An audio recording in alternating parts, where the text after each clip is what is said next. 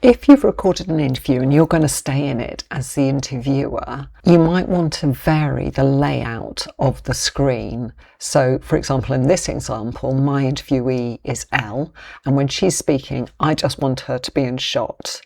However, when we move to me asking a question, I want both of us to be in shot. So if I just move the timeline, you'll see the yellow bit is when I ask Elle a question, and you can see I'm back in shot. But then when she replies, if I scroll along to Elle's pink bit, you'll see that the shot just focuses on her again.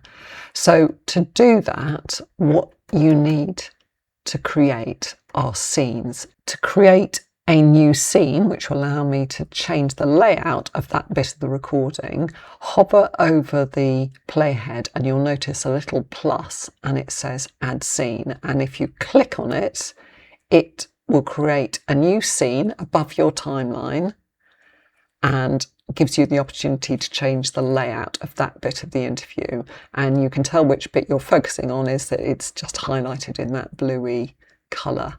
So if I click on layout, which is above your main video playback screen, it gives me a menu, tells me what I've recently used. And if you scroll down, it also gives you options just to focus on one speaker or to feature two or more speakers. There are two of us, so I'm going to go with one-on-one, and I'm going to click on this option, which means I'm partially in shot, but the focus is still really on Elle, and I can check that works by dragging the playhead back. So Elle on her own answering my question, and then flicking to both of us together as I ask my question. But when I want to go back to Elle on her own, I'm just going to expand my timeline by zooming in so I can see what I'm doing. I'm going to pull the playhead to where Elle's part in the timeline begins again, her answering the question in pink. And I'll do the same thing again. I'll hover over the playhead, click on the little plus that comes up to add a scene. And once again, it gives me the chance to change the layout. So I click on layout. I'm going to go back to solo speaker.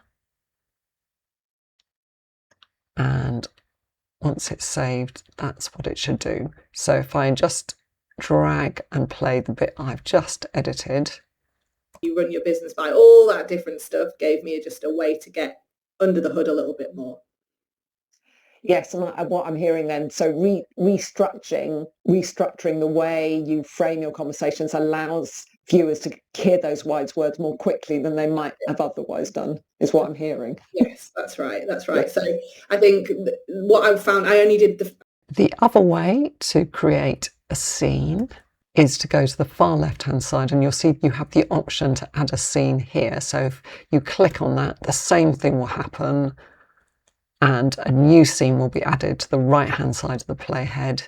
It does the same thing as when you hover over the playhead and a little plus sign comes up.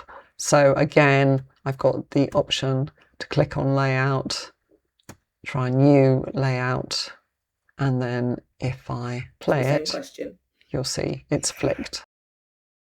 Now, in changing the layout, you may notice that suddenly the positioning of the respective speakers change, and you might want to change that. So in this scene, I might just want to move Elle along a little bit, and I can do that by clicking on her portion of the video, clicking on the crop icon, and just moving her a little bit to the left. So that is how you change the layout of your video, by creating scenes and then clicking on the layout button.